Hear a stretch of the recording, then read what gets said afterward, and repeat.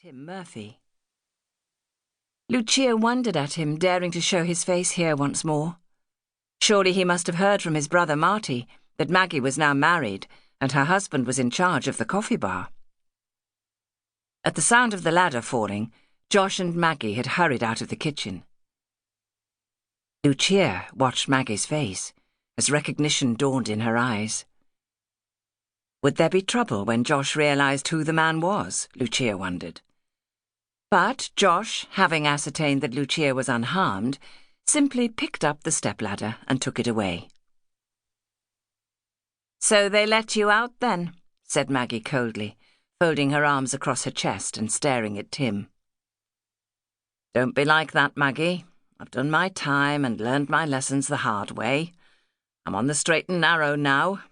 Have to be for my son Jerry," responded Tim.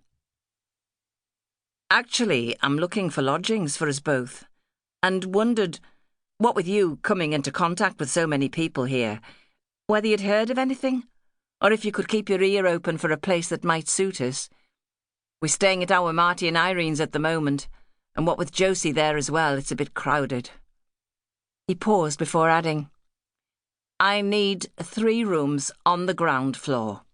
Can't do stairs so easily since I damaged my hip saving that little lad's life when that road hog hit me outside my garage." "You've come to the wrong place, Tim," said Maggie. "Most of our customers are teenagers."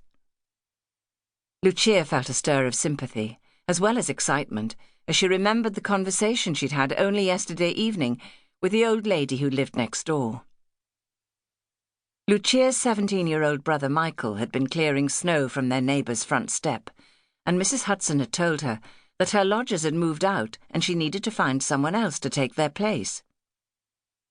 "I know someone who's wanting to rent out a few rooms," said Lucia.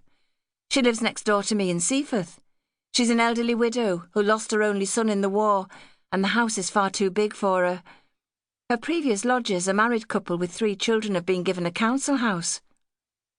She watched Tim's downcast expression brighten, and he said, "Thanks, Queen. Give us the address and I'll go and have a butcher's." Lucia did so, and he thanked her again and left immediately.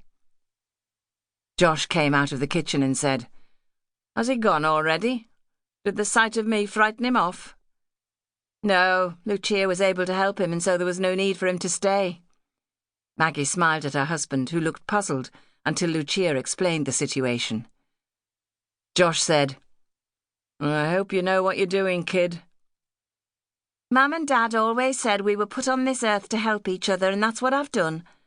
And Mrs. Hudson has the same outlook on life," said Lucia, who could not wait until it was time for her to finish so she could hurry home and find out if Tim had called on her neighbour.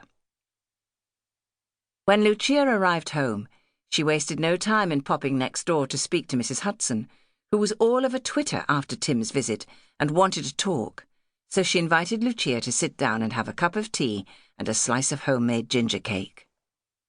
"There is something you should know about him," said Lucia after an inward struggle. "If it's about him having been in prison, he told me. He said that it was only fair that I should know before he and his son move in. He's determined to go straight for the boy's sake. He told me that he's planning to write a book about his experiences, which means he'll be working from home. Apparently due to some injuries preventing him from continuing as a mechanic, he has to find another source of income." Lucia was surprised by the news, but pleased that Tim had been honest with her neighbour. Realising that time was getting on, she left soon after. Her 15-year-old sister Teresa was seeing to their evening meal, a potentially hazardous situation since it involved having several pans on the stove.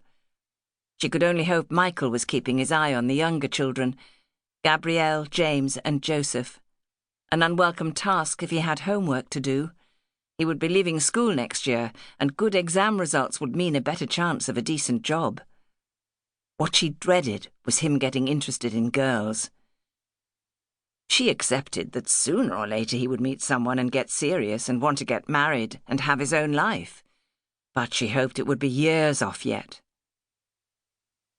As the evening progressed, Lucia found her thoughts drifting back to Tim and his son. She wondered when they would move in.